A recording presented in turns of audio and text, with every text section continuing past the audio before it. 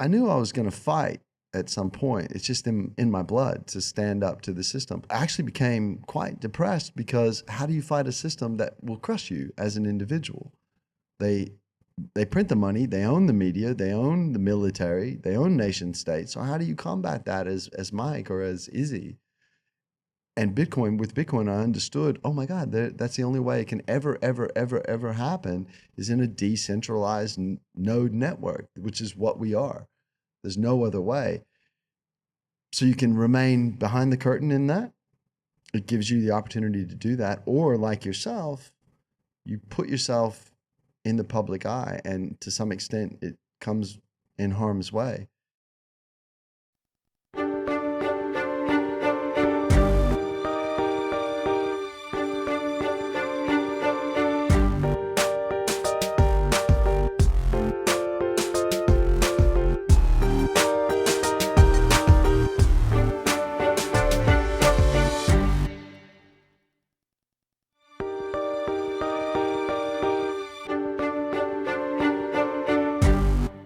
Izzy, great to have you here. Mr. Peterson, it's great to be here.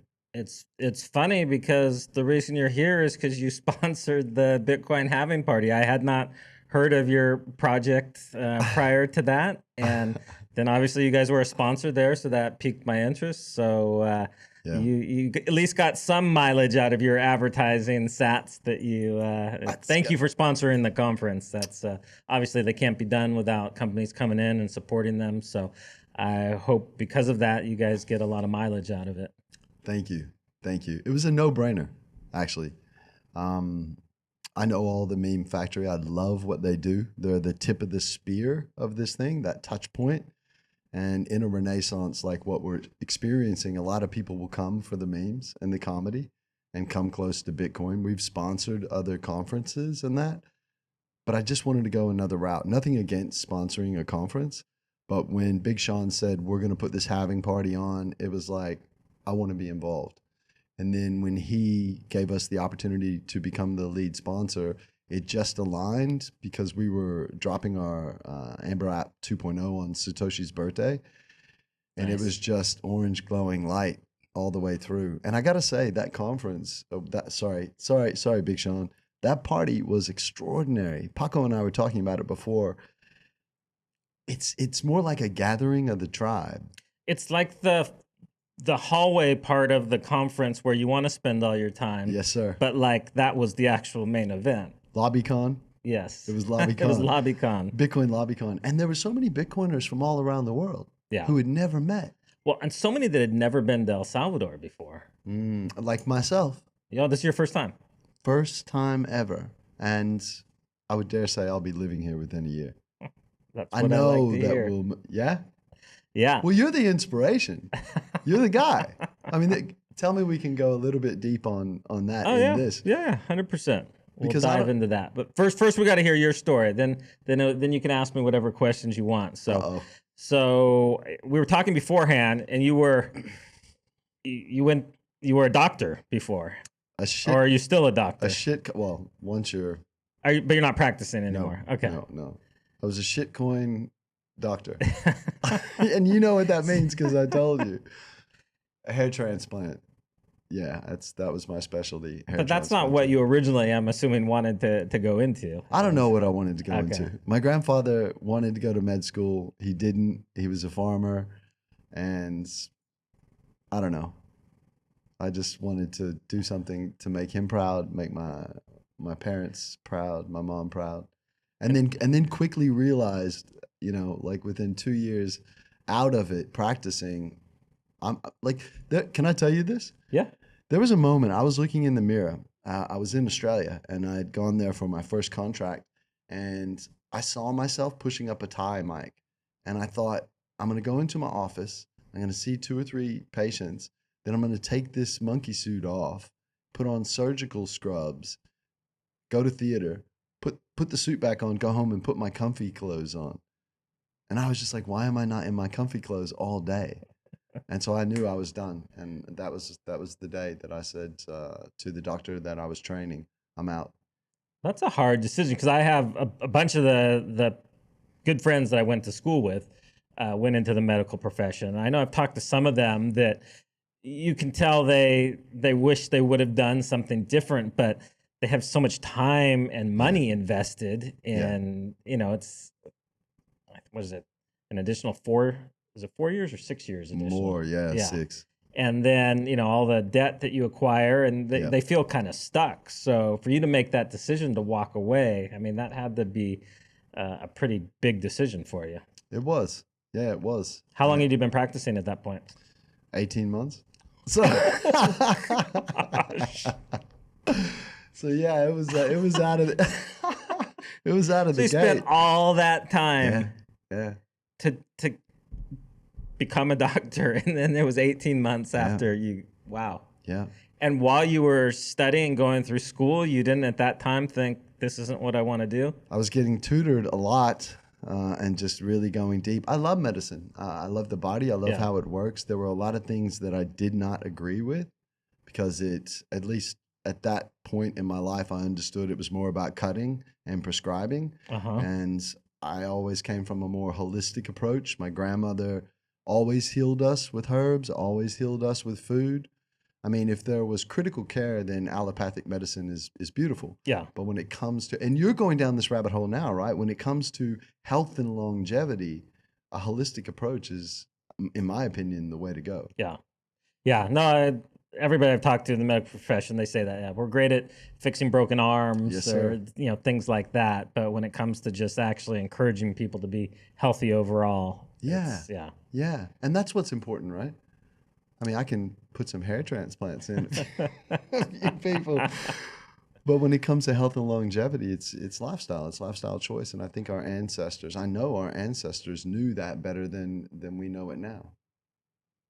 So you're 18 months into practicing. And then Yes, how sir. did you wind up in Australia? A contract. Okay. We had a symposium in New York City, and I was there. I was giving a talk, and I met these 2 surgeons from Australia who happened to be hair transplant surgeons. We were doing certain techniques with lasers, and they invited me to come, and so I went on a contract to train them. Finished the contract after a year, stayed because it's an amazing place in Australia, and then yeah, very quickly knew the decision I made was I've done what other people have asked me to do for 20 something years, like 26 years at that point. And I just knew I like there's more to life than following orders. I mean, not to my parents didn't give me orders, Yeah, but yeah. I wanted to know who I am, what this is, why we're here. And so I just went for however long I've been listening to other people. I'm going to follow my own path wherever that leads me. And this was pre-Bitcoin's existence, I'm Oh yeah, assuming. yeah. Yep. So it wasn't Definitely. like you left for Bitcoin. It Nope. was. But I was looking for Bitcoin. I understood the Federal Reserve. I understood that we lived in debt slavery. I was searching for something. I didn't know what it was. But So where do you jump from going to being the hair transplant guy to? I went to India a lot. Lived in an ashram for a long time. Lived in caves for a while. Lived in a palace. Just like wherever the experience would take me, that was the thing for me. Let me understand through experience who I am. No se te ipsum, etched on the temple of Delphi, know thyself. Why would the ancients tell us know thyself? Because I think that's the most important thing we can do. If you know yourself, you understand that everything is connected, and what I do to you or what I say or think about you is actually more about me. And then the deeper down that rabbit hole you go, you realize there's no separation between you and I. It's all just a mirage. And for me, that was the journey. And going down that journey, uncovering a lot of misunderstanding of who I am, I started to see, okay, wow, there's a lot of stuff out there as well that does not make sense that I had never thought about before. And then when the pennies started dropping about debt slavery and how we're controlled, I went deep. I had all the time in the world, and I went deep. And how do you deal with that, Mike? How do you deal when you come to understand that? And there's no Bitcoin at Yeah. that point. That's a hard pill to swallow. So I began looking and looking and looking and looking. And thank you, Trace Mayer, because in 2010, I came across his website, How to Vanish. I was very, very privacy focused and end up on Bitcoin Talk forums. And next thing you know, I'm downloading QT and I'm like, what is this? What is this thing? Read the white paper and it was like, Satoshi, you had me at hello. I get it. Because I was a torrenter as well. So I understood peer to peer. Mm-hmm. So that part made sense to you. Made perfect sense. I was looking for a way to transact that was outside of the powers that be, if you will. And I understood peer to peer couldn't be shut down. So it was like, okay. And then, Mike, when I read the abstract, I remember where I was sitting. I remember everything about that day. I can smell it, reading the abstract, going, holy shit, if this happens, this impetus that Satoshi has put forward, this has the potential to change everything. And then I was just like, I'm all in. What? So at that point, did you think that this was something that would be successful, or did you think that this was kind of a long shot endeavor? I don't know that I thought either. I just felt excited that what is this? And it felt like there was very few people who knew about it. And I didn't understand, like the maths and the tech. I had no idea. So I felt like a dummy. Well, and it was a lot more challenging, less user friendly at that point. There weren't wallets like AmberApp to No, sir. To use. So what was like the first steps? QT was great. Bitcoin QT was great because it was all inclusive. Even though it doxed your IP address, it was great. What was Bitcoin QT? That was the earliest, that was pre-core. Okay. Yeah, that was the earliest iterations and versions of Bitcoin. Okay. So you, there was a button on QT because it was a wallet, it was your miner, it was your node, everything was right there, right? And there was a button on there that said generate coins. And when you hover your mouse over it and click it, you're mining from your laptop. And I remember my housemate at the time was like, "What? Why are you using all our data?" Because we had, I think it was like 5 or 10 gigabytes of data on our plans back then. You know, it was a long time ago. She got really mad at me. Now yeah. So you were mining on your laptop early days. Yeah. And then where did the journey take you from there? It took me to trying to understand this thing, and I'm still trying to understand this thing. From a technical perspective, I mean, I've got friends like Rockstar, some highly technical people. Even the people that are on my team, I could never do what they'll do, but I understand Bitcoin from a human perspective. Yeah. Yeah, I'm the least technical person you'll meet in this space for Really? sure. So yeah. I can give you a run for your money. But if I may, I don't know how deep you want to go into this, but I look at Bitcoin maybe a little different than many. I mean, Gigi and I are quite close, and I love Tomer and his work. I feel that the intent of Satoshi is imbued in the code itself. And as we partake in this protocol, that intent being a sovereign world, a mirror that shows us our transactional existence, that Satoshi understood when he was creating this, that understanding and intent to free the world is imbued in the code. And so then we as Bitcoiners, we have that mirror and it shows us that, and we bring that intent into the world. And some people have said to me, Mike, okay, Izzy, it's just, I don't know if I can curse. Sorry, Mom, if you're listening. Some people have said it's just effing hard money. And I'm like, well, not really. Because if you look at the powers that be and light and darkness and the balance of nature, we needed something to combat this slavery system. And that's it. Yeah, there is that element to it that it seems like how did it just happen to come into being at the perfect time and where the stage, everything was set. Like it seems like it can't be coincidence. But I would say on the other side, when I look at it, I feel more like Satoshi got lucky in a lot of ways that these people had done this other work before, and he was the person who could come in and see like, oh wait, we can just pull this and this and this together, and they were missing this aspect here, and so I don't. I'm of the opinion that Satoshi's would, if he's still alive, is surprised at how the life of its own that it's taken on. And I bet there's lots of things about Bitcoin that we hold to that, he would have disagreed with. So that's my take. I But agree with you. I think I think there was a prescience of understanding where the human endeavor was going. But he's a guy. He's yeah, if it is a guy, it's just a person, right? Like there was to be a marketplace on there. There was yeah. to be a casino, all this stuff.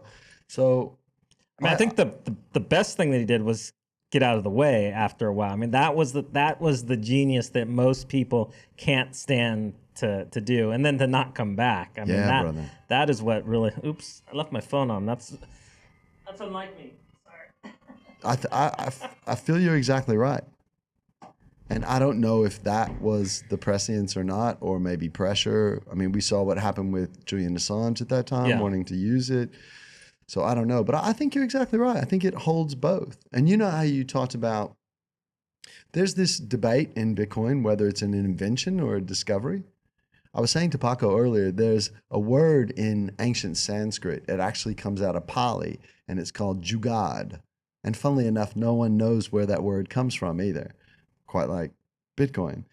A jugad is like a life hack. It's like when you combine certain things that aren't meant for what you're going to use them for, but it accomplishes what you Yeah. set out. So I think Satoshi, I mean, I know Satoshi combined all these things, Merkle trees, SHA-256, that were already in existence together, and then added this wonderful thing of his own, the difficulty adjustment. And we ended up with Bitcoin. Whether it's luck or whether he's a genius or whether he's, who knows? Yeah. No, it's it's one of those things that, I mean, like a lot of things, I feel like our own journey here at Bitcoin Beach, like if you just saw it in a movie, you'd be like, that would never happen in real life. Like Yes. nobody would ever create something worth this much and then just step away. And Yes. so that's where it has its kind of mythical, mystic sense of wonder, which I think is so much of its power. Like So do I. Is that because it's attractive to humans? This mythical story that you're talking about? I think so, and I think a lot of times if we when we like they say, never meet your heroes. Like probably if we knew who Satoshi was, we'd be like, oh, we'd be disappointed. So I think that was brilliant. You just step out of the way and you let everybody imagine you how they want you. Yes.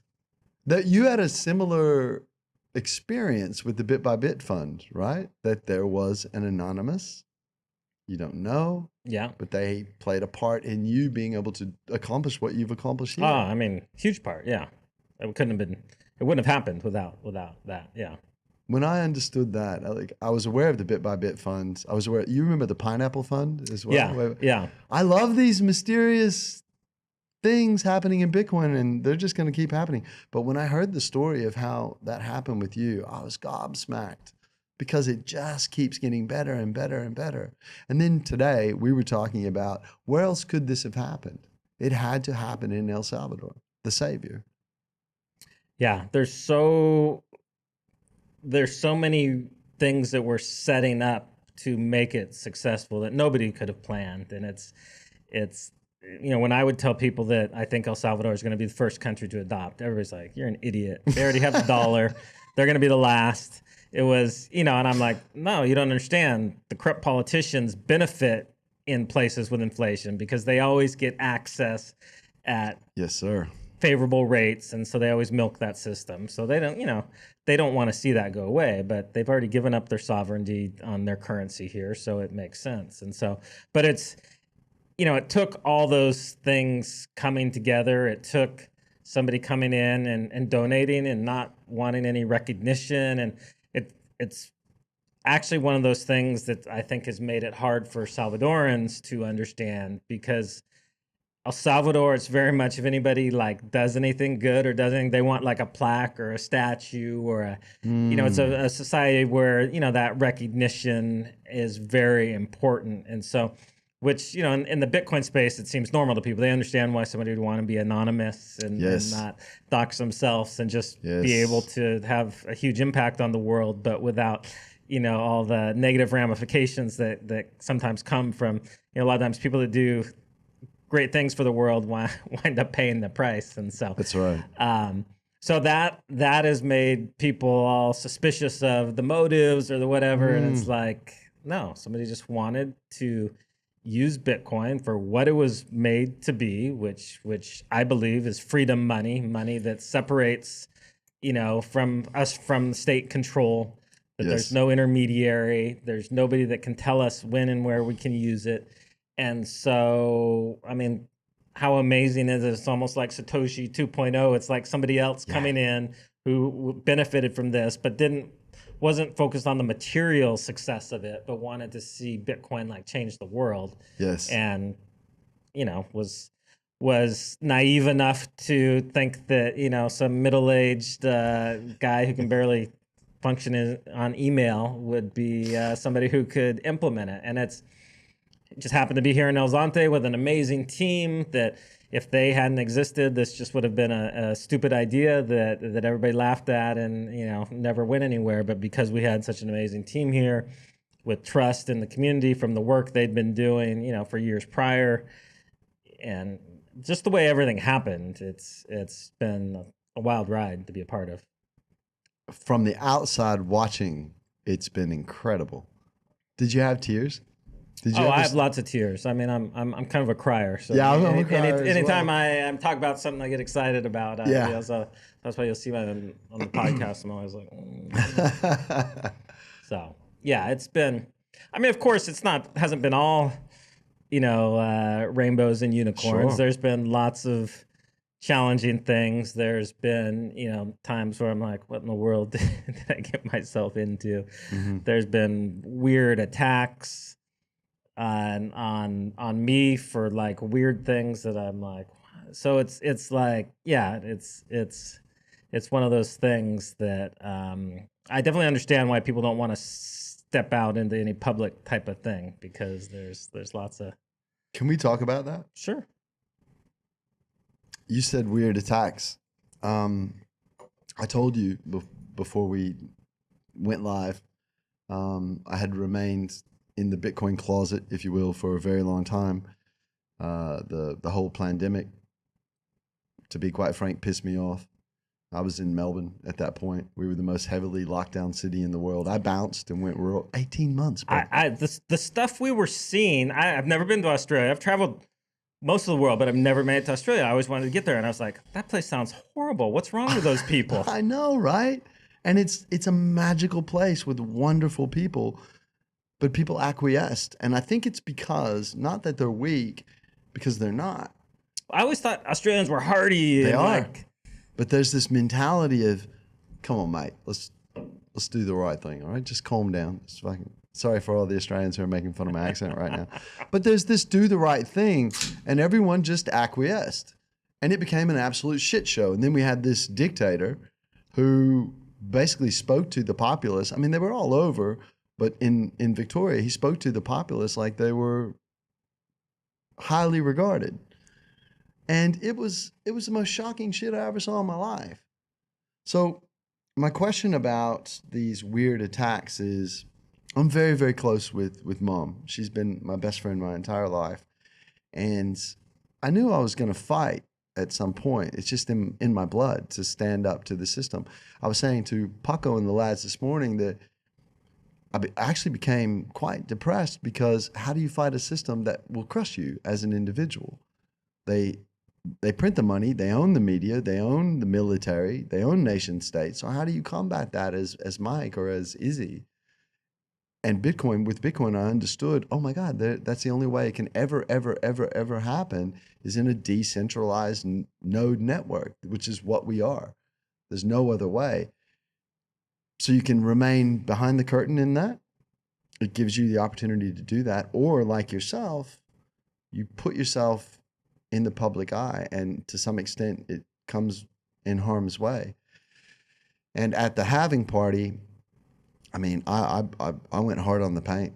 I was just like, this is why we built this app. This is what it means. This is what we're doing. And so my question to you is, being a family man, how do you balance that public exposure and the truth of who you are and what you have to do with, I need to protect my family, I need to protect my investments, and how do you like? Yeah, I think it's I don't think there's any like easy answer. I think for me, I'm actually somebody who prefers to be in the background. Like I don't like being up front. Um, I like being behind the scenes, and so, but I've also, especially from my prior business, we saw the importance of media, and we would done a bunch of television and different stuff, and so understood the importance to get the narrative out to the broader world. How you can, even though I distrust media, you can use it to spread. Because if nobody knew what was going on here, it wouldn't have succeeded, because we wouldn't have had Bitcoiners coming in from around the world to spend their Bitcoin. And so we needed to generate that buzz in order for the promises that we were making of, hey, if you adopt Bitcoin, it's going to bring tourism, it's going to bring business. You have to have a narrative and a story to go with that. So I understood that. I understood what the media needed. They're human. They don't want to have to work too hard, and so you make life easy on them as far as like, hey, you come down, we'll take you to places. Not that we want them to roam free and tell the real story, but you help them with the logistics, you help and you give them the, kind of sensational like story of like, hey, there's this small village in El Salvador that, most people, don't even have, a lot of people don't even have electricity in their homes, but they're using Bitcoin to transact. And so I understood the importance of that, but it definitely comes at a cost of just the exposure. And then you have the thing that was surprising to me, especially early on, was the number of people that assumed this was some diabolical plan to take over the world or something.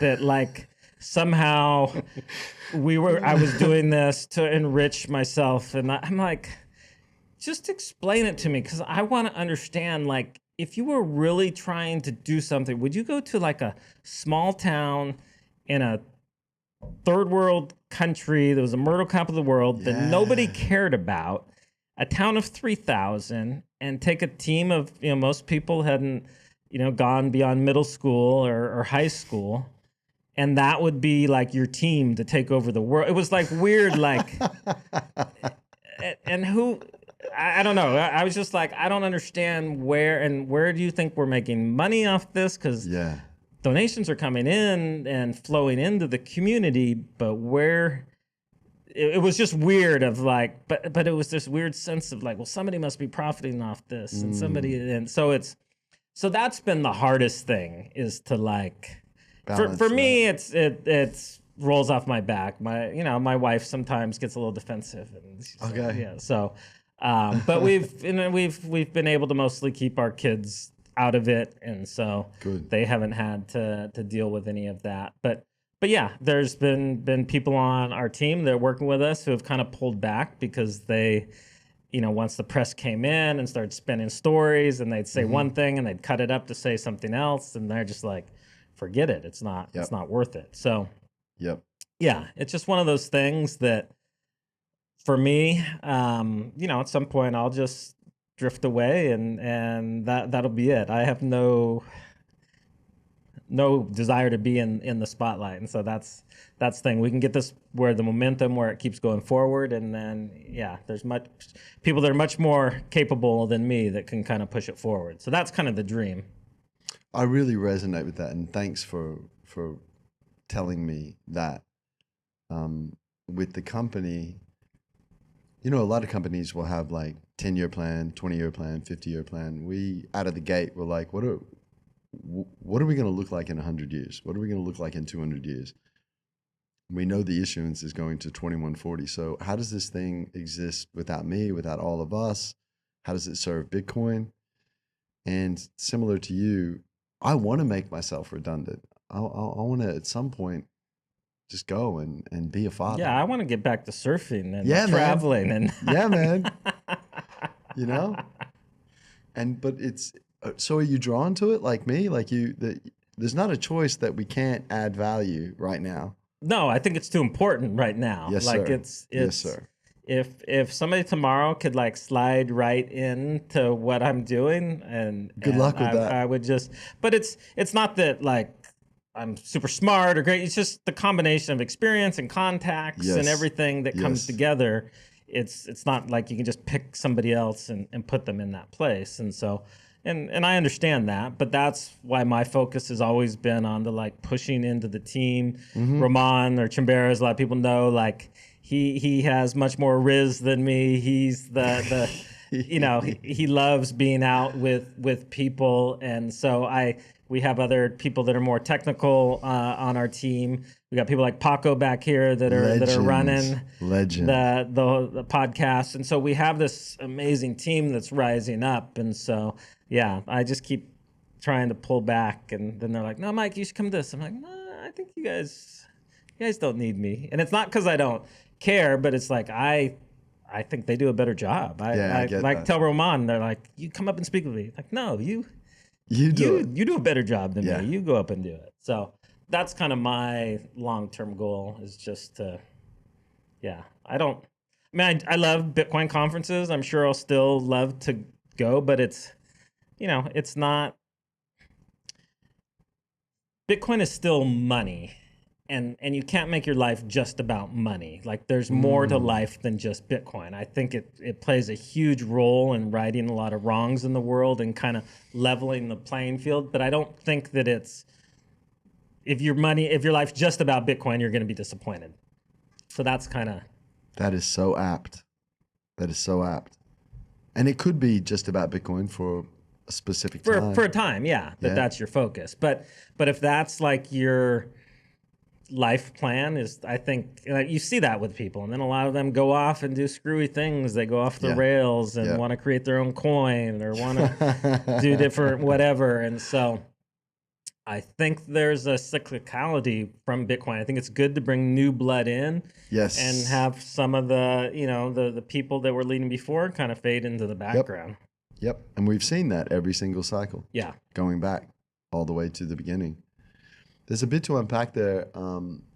I feel the same about my team.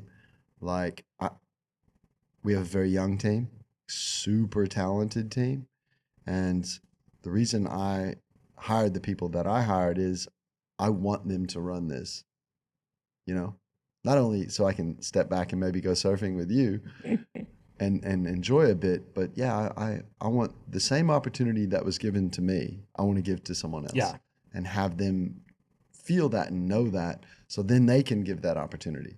And it just keeps going down that cyclic nature that you're talking about. Well, that's why for me it's been so important to get our team to the different Bitcoin conferences. It's not just to promote what's happening here. That really has very little to do. It's for them to see the world, to make all these connections and contacts for themselves, for them to see how Bitcoin is affecting the broader world, because then they come back to El Salvador and they bring that with them. They bring that sense of hope and expectation, and that is contagious. Speaking about that sense of hope, it's so tangible here. It's crazy how at first I had to ask myself, am I projecting this because I'm in El Salvador, because I'm in El Zonte? No, it is on everyone's face. I don't know the exact experience that they went through over the last 4 years, but I do know that, like you said, it used to be a village that had no power. There were no paved roads and all of these things. And the most murder capital of the world, most dangerous place. Yeah, it was a place of desperation. It was not a place of hope. Like, people's goal was to get out as fast as they can and go to the US, usually illegally, or join the gangs. It's not And like that so, now. no. I walk down the streets and all I see is smiling mamas, smiling papas. Everyone says buenos dias. Everyone says hola. Even the dogs are smiling here. They're very happy. Like I spend a lot of time in India, so you have a lot of street dogs. Yeah. And they're a bit fragile because there's, no one feeds them. Everyone looks after everyone here. And that's not to say there's not still lots of problems here Sure. and poverty Sure. and yeah, it's still a developing country that's in its But there's hope. first years of rebirth. Yeah, but there is hope. There's hope. An expectation that in 10 years you won't even recognize this place because it'll be transformed. Where do we see that hope outside of, let's say, when you have smaller communities, like from the US, from where I'm from originally, or looking at Australia, you have some smaller Christian communities that they create that hope because they understand they have a higher purpose. But when you get into some of these bigger cities where the fiat currency has alienated people so much that they lose sense of who they are, lose sense of who we are, and then there's no possibility of hope because the value of everything has been inflated so much. The value of their currency has just melted so much that how do they look at life? I just feel different here. And it's why I know that I'll move my company here without a doubt. I was saying this to the lads today. They were like, well, what is it about it? Sure, there's tax incentives, there's all this other things. But behind that, it's all orange glowing light. The reason to bring my company or anyone else who has a Bitcoin company, the reason to bring it here is because this is ground zero. Yeah. This is the place to support Bitcoin where it's functioning as it should and creating hope in the world. And I want to be a part of that. So we haven't really talked about your I want to get back to that point, but why don't you explain what your company is and what the vision is and why do we need another wallet and what is different about what AmberApp's doing? Sure. As I said to you, I don't like to shill things, so I'll just speak from my heart. Going back, I wanted to open an exchange in India like a long time ago. We're talking 2014, something like that. I bought the domain names. It was just way too early, and I didn't know anything. And I always knew I would do something in Bitcoin. I just didn't know what. The chairman of the board contacted me after Alex Svetsky, who founded the company, had departed. He wanted to move on to other endeavors in his life. And I was aware of the company, and they had great traction in Australia. They had done. I didn't realize Alex had started this. Yeah, okay. man. Okay. He founded this thing as an entrepreneur and did quite well. Him and his partner at the time, pardon me, she created the UX. Very feminine UX, very inviting. I used to say to my friends' wives who I was orange pilling, use AmberApp. And then there's another. And what was it in its initial? Because this was pre-Lightning, I'm guessing, or was this? Yeah, did they have Lightning out of the gate? I don't think so, but it wasn't pre-Lightning. It was 2018 when he came up with the idea for it. 2019 when they did a hard launch in Australia, and it just had this really inviting UX that felt soft and feminine, and all the other wallets it wasn't really a wallet. It was more we were the world's first DCA app ever before anyone had that, and that's credit to Alex.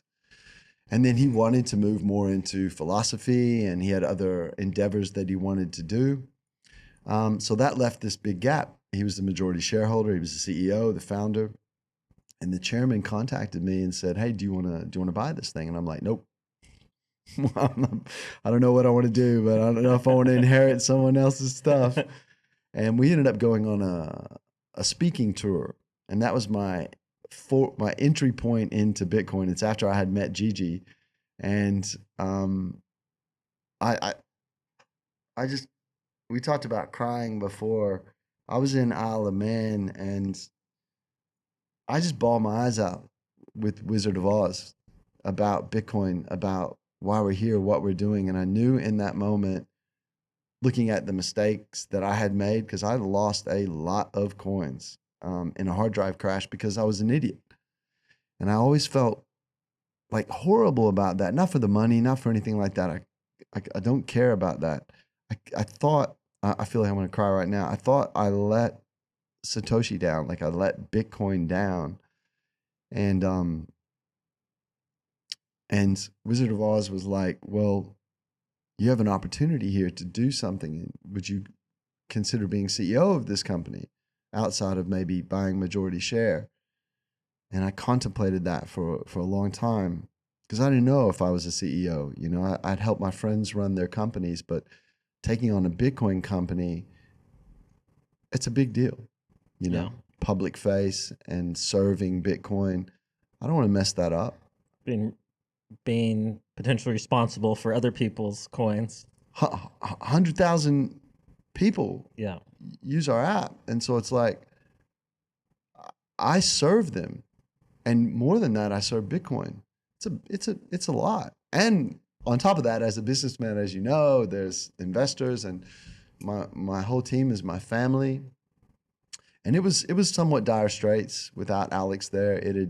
They had been deregistered for something, which proved to be wrong by the Austrac, the governing body in Australia. But to cut a long story short, so I just went, yeah, I'll do it. 100%. I'm all in. Let's go. Let's do this. And out of the gate, I knew And when was that? What year? beginning of 2022. Okay. No, beginning of 2023. So about, what is that, 16, 17 months ago? Mm-hmm. And the company was hurting without Alex. Not to throw the other team under the bus or anything like that, but the burn But it's rate. hard if you don't have, yeah. If you don't have that public face and you got deregistered, it was a massive burn rate, very low runway, and we just went to work. And I knew out of the gate, like, I'm not into marketing, I'm not into anything like that. I'm a maximalist. I create the products I want, that you want, that we need to operate sovereignly. Can I say that? Yeah. Is that a word? Is a word, Sovereign? yeah. Okay. I think I use it. Okay, I'm going to use it right now. To operate from a sovereign perspective in this world, that's what was important. And so we just went to work, and our volumes went up 1,300% in the first 8 months. Thank God, or we would have closed the doors. But it was about giving people what they wanted. And a lot of our client base was like, when is this V2 coming? When is this V2? Well, it's here now, bitches. It's here now. So let's go. Sorry, Mom. So, you asked me before about the Lightning and the fees.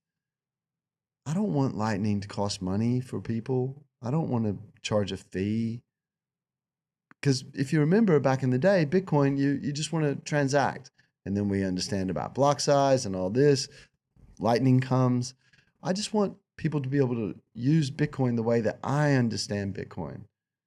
I always encourage people, hold your own keys. But for me, I feel very good about using custodial Lightning like I would use cash. Like, I'm not going to carry around millions of dollars in cash in my pocket. I wouldn't hold, multiple Bitcoin in a Lightning wallet. But if you want to have, a couple million sats in there or maybe not that much these days because prices have gone up, but yes, a reasonable amount for your daily purchases. I think it's a reasonable risk. It's like end of the world. I got rug pulled. I've shared this before with Wallet of Satoshi, not rug pulled, but my email got hacked, and that was my thing, and they drained my Wallet of Satoshi account, which I never really used anymore anyways. I just happened to check it one day, and I was like, oh, I think I had, I don't know, 100,000 sats in there or something. It wasn't like, but so there's definitely risk to it, but I think the user experience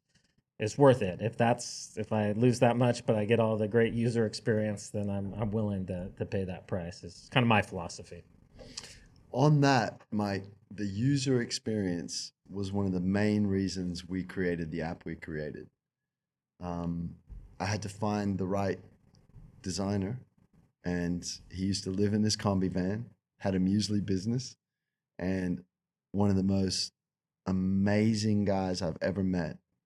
And it took a while, a lot of conversations with him. Shout out to Star Fury. And he designed this thing off of conversations that he and I had, and our incredible product manager, and the front end dev, and back end dev, and our QA. They put this thing together that, in my mind, I wanted to create something that had the most ancient symbols known to man. That's the seed of life. From the seed of life, which is in all of Christianity, all monotheism, and also in ancient India, ancient Japanese. From the seed of life comes the flowering of life. So we chose the seed of life as our logo mark, and I wanted it to feel different than any other app. And I wanted it to be psychedelic. I love Yoni Appleberg. I love his work, and he talks about Bitcoin being psychedelic experience. And it goes back to what I was saying before about Bitcoin being a mirror. When we have that reflection back into our lives, low time preference, high time preference, what's real, what's not real, it becomes this almost magical experience, magical internet money. And I wanted something that felt like that. So I explained to these guys, and they thought it was crazy. Like, you want a psychedelic experience? I'm like, yes, I do. And you and I are older. Young people. You're even older than me. I I'm old as shit. Yeah, won't dox your age, but yeah. I feel like I'm usually one of the older ones in the room these days. So. But it's funny though, when you look in the mirror, Mike is still Mike. Oh yeah, that was 17 years old. Yeah. Just you're going, what happened here? Yeah, what's going on in my face? Yeah. I don't feel any different than when I was 17, other than I've made more mistakes and know a little tiny bit more or less, depending on the. So we made this thing because when I would orange pill people, I noticed anyone over the age of 35 would say, "Oh, that's really interesting, Izzy. Can you send me something, maybe on Signal or something like that? Send me some links where I can learn more about this." I'm like, okay, we've all got our, this is what we send to people. Yeah. People under the age of 30, what I discovered, they are downloading the app during the conversation and signing up, and then they're telling you what they feel about it. And I was like, wow. What kind of UX would they want? And the more I talk to young people, because I love them, they're the future of us. They want that mystical experience here on the earth. And so when we started beta testing, I would see people like, "Oh my God, this is amazing. This feels incredible." They're telling their friends out of the gate, like, you should try this just as an experience. That makes me really happy. Oh.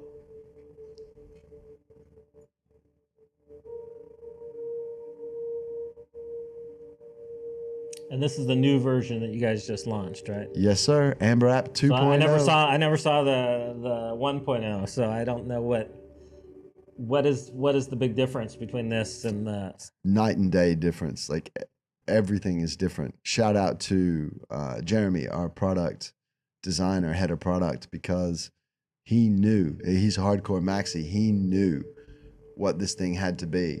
And then you add the designer and the dev team. The difference is the functionality of it, the speed of it, and of course what I was talking about, the look and feel of it, which is what I wanted. Because, Mike, a lot of these wallets and apps, like, they do what they say they're going to do out of the box. You hope, other than maybe getting rugged, but that happens. That was my fault for letting my email get hacked. So I'm sorry. It's And I just wanted an experience for people, because Bitcoin is an experience, and I wanted to serve Bitcoin in a way that I added value in a manner that nobody else had done. And the feedback we got at the halving party was, I have never experienced anything like this AmberApp 2.0. Oh, thank God.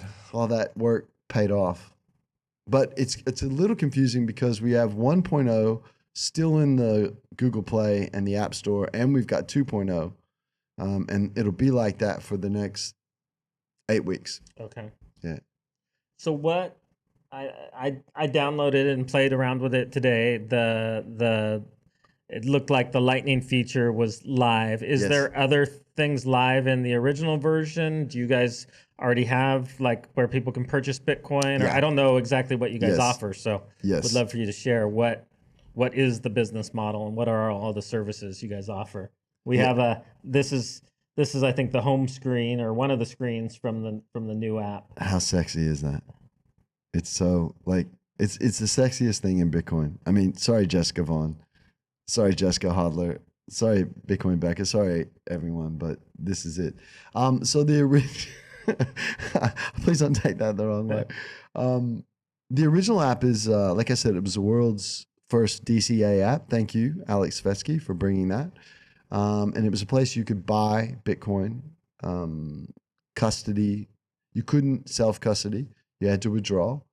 And it was just highly functional. It did what it said it was going to And do out of the box. how did people get fiat in? What was the Through traditional banking rails in Australia. in Australia? Yeah, that's right. And it did very, very well. So it was only open to Australians. Yes, sir. Yep. And what we wanted to do was move away from that traditional on-ramp to buy Bitcoin or sell it. Please don't sell Bitcoin. Spend it. Spend it. Spend it. Come to El Salvador. Yeah, spend it here. Everywhere. But we wanted to create a wallet that was so simple that I could, like, my mom's a Bitcoiner. It took me 9 years to get her to understand Bitcoin, but she is all in. And I wanted something that she could use. I wanted something that my niece could use, who's 13. So how do you do that? Thank you to the team again for figuring that out. Now we have this wallet that has all that functionality that I described before. Super simple interface out the front. Then, Mike, you hit that settings button. It gets, you can do some powerful stuff like Phoenix. Phoenix is very good.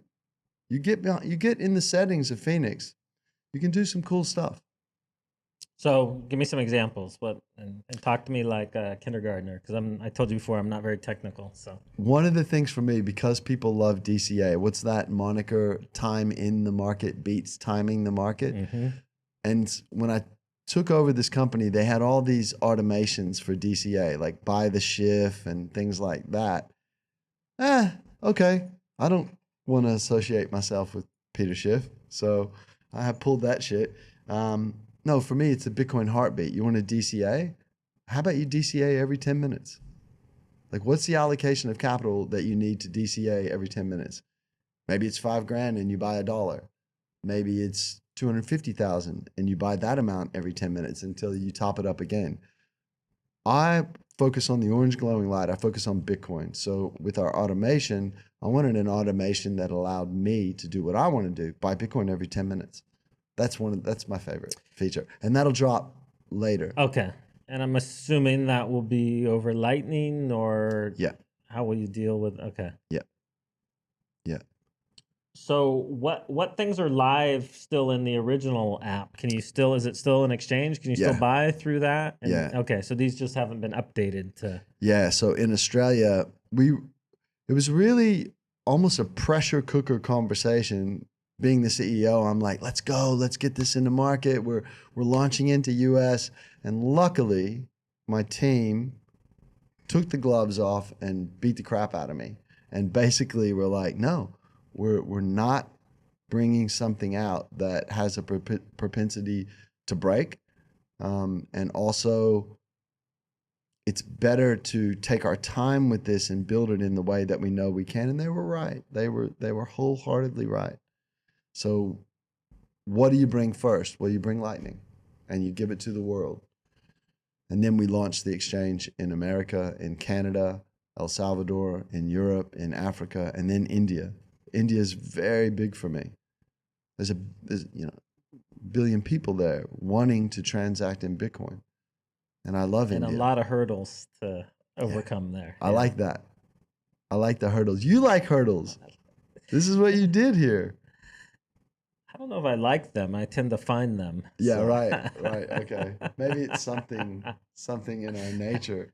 When somebody tells me something can't be done, it's like, yeah, okay, now I have to do it. Like, yeah, there's something in that, right? Like, thanks for asking me about the app. I'm super proud of our team. I'm super proud of everyone that's had a hand in what we're doing, and we just want to have cool shit in Yeah. Bitcoin and help people.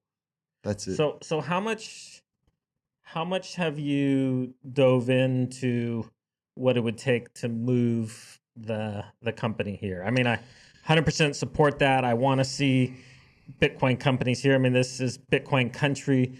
There is a challenge right now. I'm not sure if how much you know of what's going on, of some of the people in the regulatory positions maybe trying to fit this into the old system. And so there is I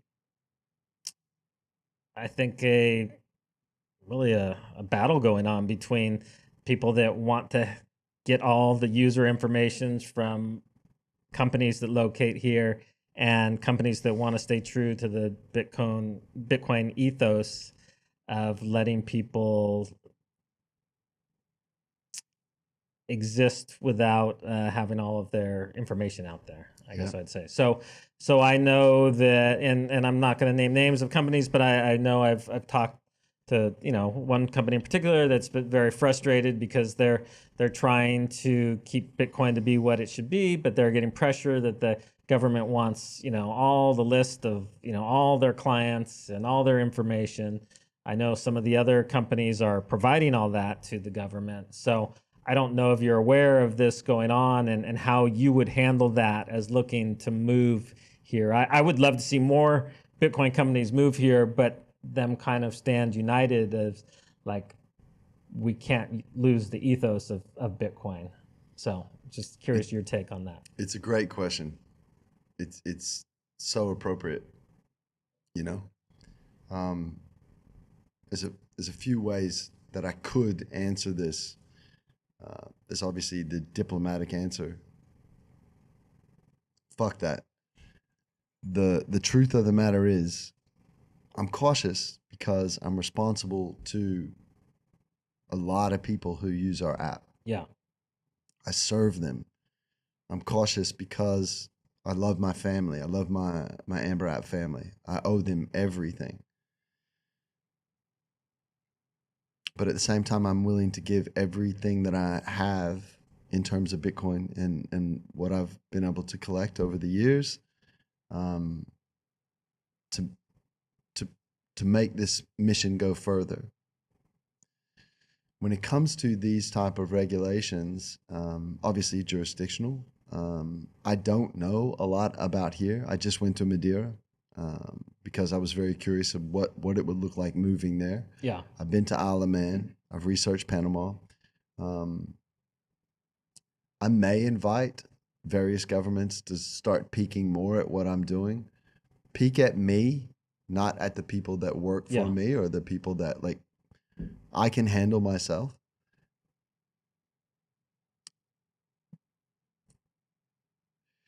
I would like to know more, and I hope that through our relationship, as it deepens, I can learn more from you. Learn more. Well, and I'm not the expert in this. I'm hearing a lot of this Sure. secondhand of people, and I understand the regulators they're trying to this was kind of thrown on them, and they're trying this is new territory for them too, and so they're trying to balance the threats coming out of the U.S. or the IMF that you guys are doing money laundering and this and that, and their banks here are freaked out about getting cut off from the SWIFT system. So I understand they have things that they're trying to balance, but I also understand that there's things we just can't compromise on, and whether it was related to the Chiva wallet, as some people have hypothesized. There was a release today that there was a leak of like 5.1 million Salvadorans' information, on the dark web. And so there's just so many reasons that information doesn't need to be circulating out there, and that we should allow people to own their own money and not have other people in their business. And so my hope is that El Salvador keeps moving in that direction of really embracing self-sovereignty and realizing the government plays a limited role. But I do understand that the things they're trying to counterbalance. But I want people to come into El Salvador eyes wide open. It is Bitcoin country. It is the place where only place Bitcoin's legal tender, where I think every Bitcoin company should be. Yes. But there's still things that need to happen to make it truly, what it could be. And so I want people to come in with their eyes wide open that it's not perfect. It's probably better than most places. But to your point, I wonder what it looks like if 4 or 5 of us global exchanges went, Mr. President, legislature, we will come here, but we need to understand the protections around our clients. Because like you said, at the end of the day, we have to protect these people. And there is squeeze in many places on the earth around that. And there's these, we talked about a year or 2 ago, Operation Choke Point. It was no joke if you own an exchange. I got a call from my bank for some thing that I'd done at Coinbase several years before, Really? wanting to know, I was like, but at first I thought they were calling about a different transaction. I was like, wait, really? You guys are digging back this far to want to know why I had sent funds to Coinbase? And it was no joke. Why are they digging back on Mike Peterson? Was that happenstance? If we look at the work of Eric Kaysen, another really close friend, he would say it's not happenstance at all. They're coming for us. Oftentimes, I think this is why I was asking you about that balance, being a family man, a father, and a husband, and doing what you do here and what you're responsible for. If we don't sacrifice some things, do we achieve what we achieve? I don't know. I just know that in some ways, I have to sacrifice in some ways what I think this world should be for me to step into the world that I know that it's going to. And we're in this teething period. So it's like you can go right and just fully embrace the dystopia, or you can go left. It's a little bit harder path, and you're going to have to fight for some things like the regulatory issues. But it's so much more satisfying because your children get to grow up in a world that's not slavery. That's why we're doing it, right? Yeah. No, 100%. And that's why I think this is kind of like it's not a one-man race, it's a relay race where different people can take the baton for short periods of time, and so there's not only one target. And that's why I love the fact that it's decentralized, even as things kind of blew up and we had all these other communities around the world wanting to be a part of it and become under Bitcoin Beach. We were like, no, you guys start your own things. Yes. This has to be decentralized. We don't want to control anybody. We will support you. We'll give you all the info we have. We'll be totally open with everything that we've done. We'll try to push support your way just because we have a bigger platform. But you're probably going to do things better than we'll do in a lot of senses. So we want you to show us what you're doing and have this exchange of ideas. But also there's not one point of failure. They could come down and do whatever to us, but all these other communities would continue to flourish. So you don't have to worry about that. So that's where I think is kind of the balance, is making sure that it remains this decentralized movement. And I've had to make some decisions along the way, like what things we do and what things we don't. When 60 Minutes approached us, my wife was very Be careful. I don't want them in there with our family, and what are they going to say? And everybody thought it was going to be a hit piece. I actually think they did a pretty fair piece, and really enjoyed the team that was down here. And I actually, obviously it wasn't going to be 100% positive. I wouldn't expect that. That would be a puff piece. I think they did great journalism with it. So, but there's been other things. There was somebody that wanted me to sign an exclusive for a book deal, movie thing, and my wife's like, yeah, and I was like, yeah, just trying to weigh the benefits of spreading the news of what's happening versus the cost of the publicity, personally. And so I would never want to be famous. I think that would be the worst curse ever for anybody, to not be able to just go have a meal with your family or go do different things. That's why I very much like being behind the scenes. And so at this point, Bitcoin's still such a small thing that you can be outspoken, and it's, it's still in the wider world, it doesn't matter.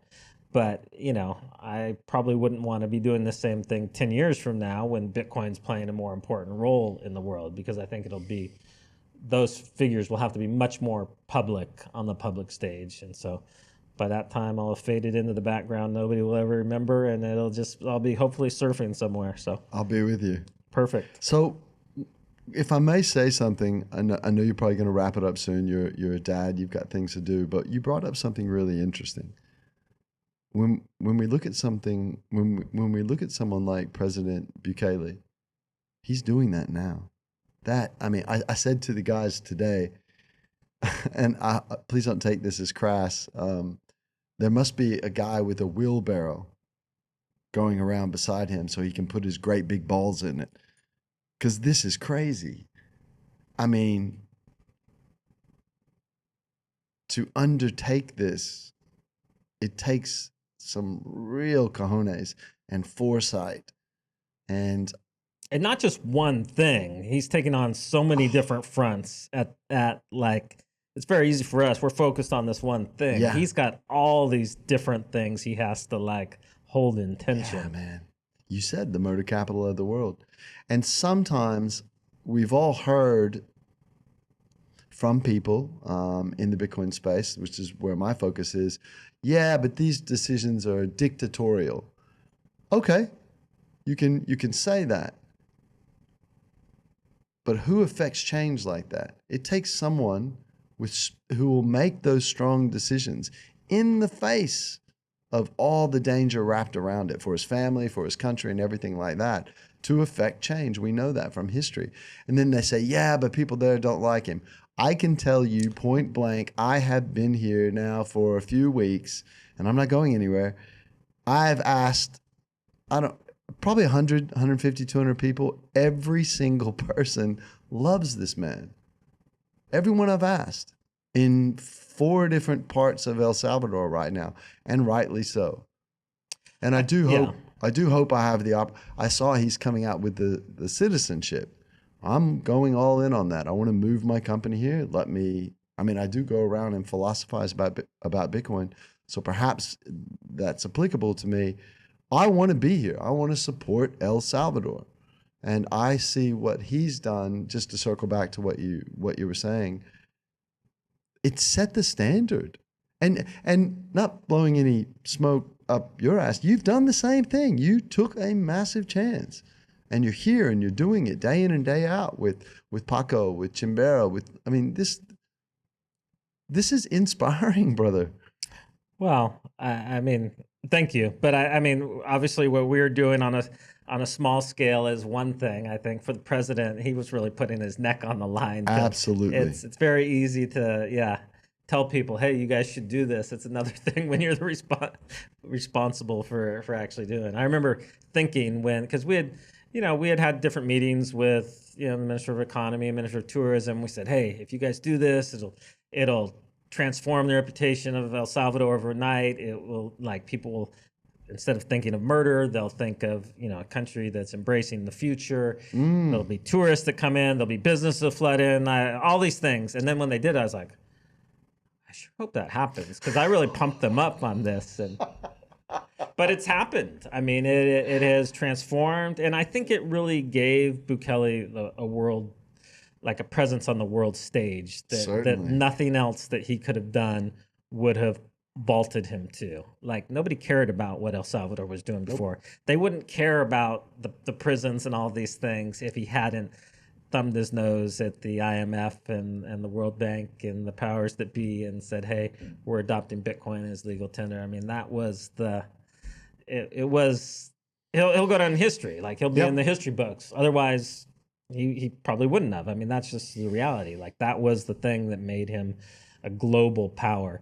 And like you were saying, even the critics here will acknowledge. I mean, the people who've never been to El Salvador and are writing articles, they have no clue. Even the critics here even will admit that, he's overwhelmingly loved. There's a small percentage of the far left, former, communist related party, FMLN, that, are anti. And there's a chunk of the ruling elite that are seeing the potential as their cozy deals they had and monopolies and different things be disrupted. And I think there's also, in all fairness, there's just legitimate concern when somebody's so popular that they could probably do anything and people would not question them. I think it's okay for people to say, hey, we should be aware that there's danger that comes with this concentration of power. But it's democratically elected. So to say it's a dictator, I mean, Come really on. his only, what he's done wrong is be so well liked and get such a high percentage of the votes. And so that's what I'm like, you guys wouldn't be calling him a dictator if he was less popular. Like, it's only because he's so Yes. popular that you're calling him a dictator. Yes. And I mean, I want to be here. And I encourage anyone who's building in the Bitcoin space, whether it's art, whether it's tech, whatever the Renaissance brings to you, do that. Yeah. This is where the circular economy is. I pay for everything in Bitcoin. And there's really no other place in the world that you could do that easily. Like, people Nope. complain, oh, but there had lots of places that wouldn't accept Bitcoin. But yeah, you could have easily chosen other places next door or Yeah. down the street that did take Bitcoin. This is Yeah.